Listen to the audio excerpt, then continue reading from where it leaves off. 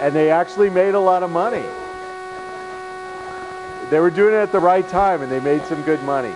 I've seen them buy real estate, water stocks. In good economic times, that might work out. But if you got caught in the economic downturn, you could easily lose all the association's money. So it has to be in one of these type of investments. Make sure that your money's insured.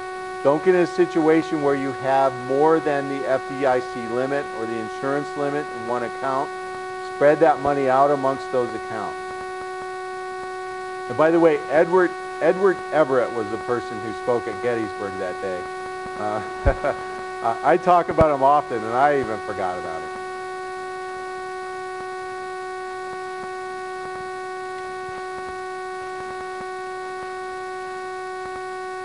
That's a good point. There's an exception to that rule about the check signing. Money that's used to transfer to the reserve account on regular intervals, or money that's used to make automatic payment for utilities, you don't need those two signatures. Now, people have asked me, what about other types of automatic payments? And what I tell them is, that's fine, but I think you want a document signed by the board authorizing that automatic payment. Once you have that, then I think you have the requisite signature for those automatic payments. Because a lot of associations are set up to pay things automatically, and that's certainly becoming a trend.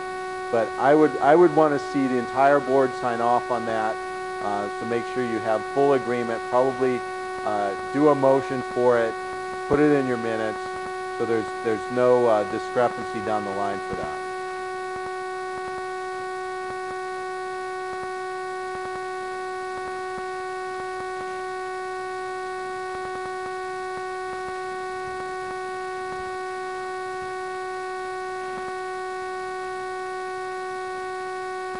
Okay, let's go to page 67, utility service vehicles.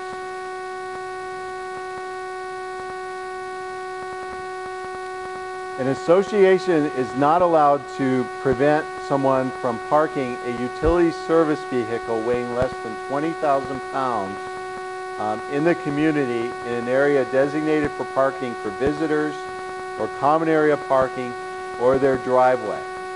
What's a utility service vehicle? The definition's at the bottom of page 67.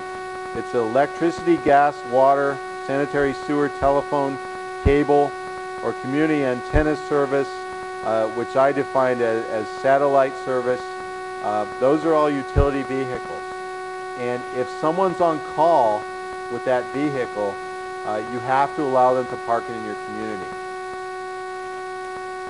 You can request that they provide a letter from their employer stating that they're on call. I think that letter is going to be pretty easy to get, but if you're in that situation, you're going to have to allow that vehicle to be parked there. I don't see this as a real big problem. I know that Cox Cable, some people take their trucks home. I believe Southwest Gas do, but for the most part, a lot of people don't do it. So it's something you got to be prepared for. And on the next page, a very similar provision regarding law enforcement and emergency service vehicles. Law enforcement vehicles are defined as any vehicle owned by the government agency or political subdivision of the state. Emergency vehicles are again owned by the government or identified by the entity which owns the vehicle as a vehicle used to provide emergency services. So that can encompass a lot. I've actually had situations where associations brought somebody to hearing for having a commercial vehicle in the community, and that vehicle was a cop car. Didn't make much sense to me, but they were adamant, no commercial vehicles. Okay, we just got to, it's 8 o'clock, but we've only got about 6 more topics, so I'm going to go through them real quickly. Page 69, wind and solar energy. An association cannot prevent someone from having a device for obtaining wind energy on their property. Not going to be a big problem in Clark County because Clark County requires to have one of these wind energy devices. You have to have at least 2 acres. There are a lot of other requirements. So I don't think we're going to get a lot of people putting up energy generating windmills. I don't think this was intended to apply to decorative windmills or a tiny windmill that's charging a battery. So I don't think we're going to have a flood of windmills here in Las Vegas. A real important one though is the solar energy at the bottom of the page. For a long time in Nevada, we've had a statute that says an association cannot prevent someone from having a device for solar energy. What we most commonly run into in associations is the solar panels for heating a pool. And there's been some controversy over the years where associations are insisting that your solar panels match your roof tile. And some people say, well, black's much more efficient.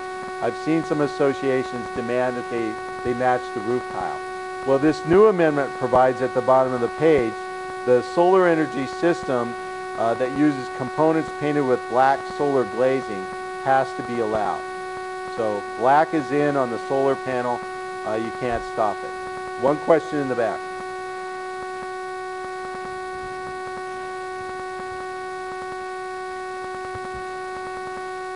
What about the installation of solar panel on common area property? The law doesn't provide that you have to allow someone to install a solar panel on common area roof. No, this pertains to exclusive use area, typically a single family home. Okay, let's move on to locks and shutters. This is a rather controversial one. About 4 or 5 years ago, there was a big controversy in Summerlin regarding Roladin shutters. People wanted to put the Roladin shutters on their home. The association said no, they're not allowed. Then the association said you can only do it if you put them inside, and people were upset. It resulted in a shutter bill which said basically in single family homes you have to allow shutters. Well, that's been expanded now, and it provides an association cannot unreasonably restrict shutters even if someone wants to attach them to the common area.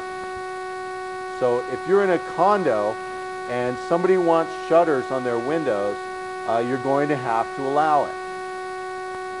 Now, your governing documents provide that you have architectural standards, architectural review.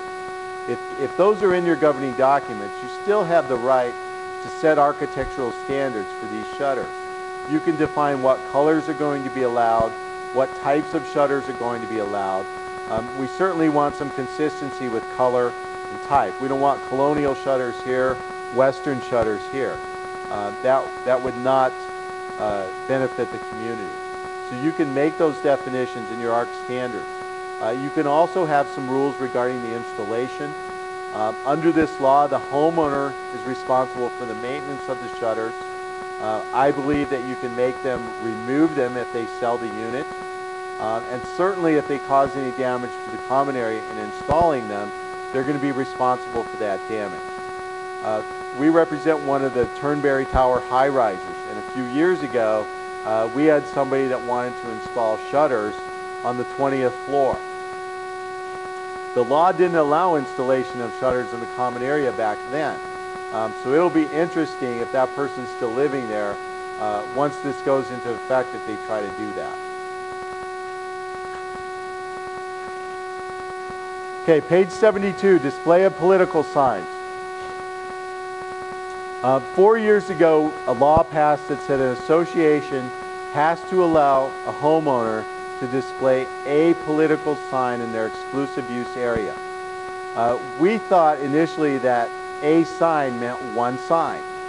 The Legislative Council Bureau came out with an opinion about 1.5 years ago that said a sign means as many signs as you want.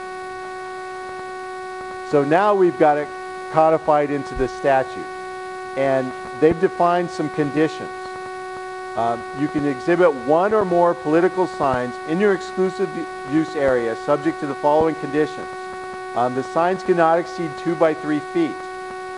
If a tenant's in the unit, the owner has to get written permission from the tenant to put the owner's signs up in that yard. All political signs are subject to applicable provisions of law governing the posting of political signs. That's a really good rule.